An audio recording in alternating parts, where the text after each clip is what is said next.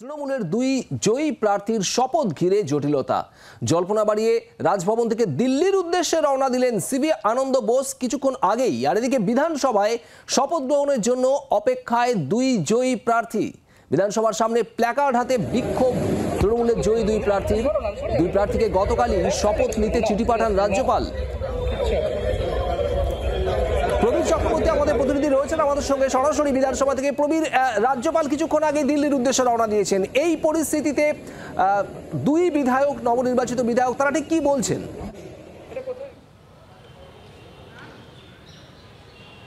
দেখো, তৃণমূল কংগ্রেসের জয়ী দুই বিধায়কের শপথ গ্রহণকে ঘিরে যে জটিলতা, সেই জটিলতা জল কিন্তু গড়িয়েই চলেছে।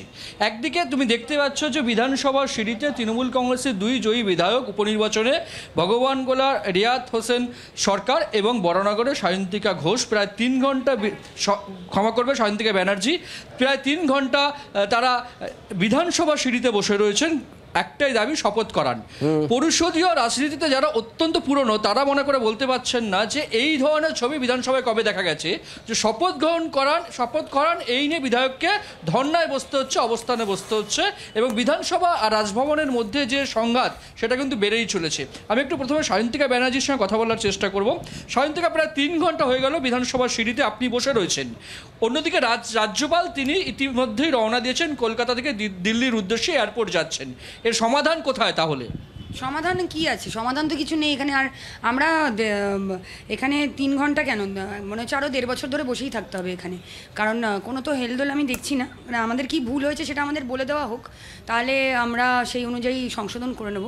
কিন্তু ঘটনাটা হচ্ছে যে আমরা তো মানে সংবিধানের ঊর্ধ্বে কিছু চাইছি না, কিন্তু আমাদের কাজ করতে দেওয়া হচ্ছে না। মানে আমরা তো নিয়মের বাইরে গিয়ে করবো না। যতক্ষণ না শপথ বাক্য পাঠ করবো ততক্ষণ আমরা কাজ করতে পারবো না, কোনো সার্টিফিকেট সই করতে পারবো না, কোনো ডেভেলপমেন্টের কাজ করতে পারবো না।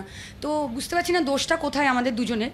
যে সিম্বল থেকে দাঁড়িয়েছিলাম সেইটা দোষ, নাকি জিতেছি সেটা দোষ, নাকি বুঝতে পারছি না। আর দাবি আমাদের কিছুই না, আমরা তো নগণ্য, আমরা খুবই ক্ষুদ্র ব্যক্তি। আমরা আবেদন করছি যে আমাদের আর সময় নষ্ট যাতে না হয়। আমরা অলরেডি 1 মাস নষ্ট করে ফেলেছি, 1.5 বছর আছে মাত্র এই টার্ম শেষ হওয়ার জন্য। আমরা 1.5 বছর পাবো কাজ করার জন্য, পরিষেবা দেওয়ার জন্য মানুষকে।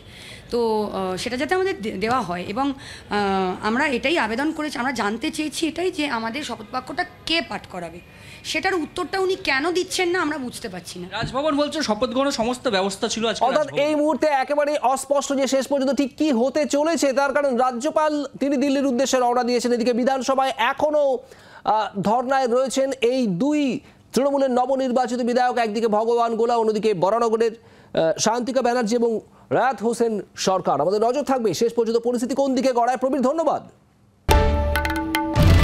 বাংলার আওয়াজ, বাঙালির আবেগ, জি 24 ঘন্টা।